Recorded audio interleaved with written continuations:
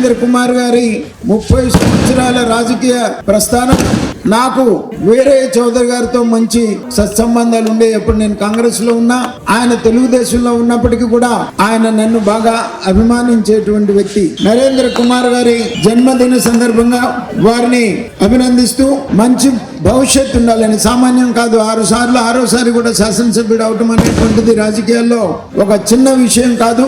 అటువంటిది రాజకీయాలతో పాటు సంఘం డైరీని కూడా చాలా సమర్థవంతంగా తన అడ్మినిస్ట్రేషన్ కెపాసిటీకి సంఘం డైరీ చెప్పొచ్చు. రైతులకు ఎంతో సేవ చేస్తున్నటువంటి నరేంద్ర కుమార్ గారికి ఇంకా ఉజ్వల భవిష్యత్తు ఉండాలని చెప్పేసి నేను భగవంతుని ప్రార్థిస్తూ సెలవు తీసుకుంటున్నాను.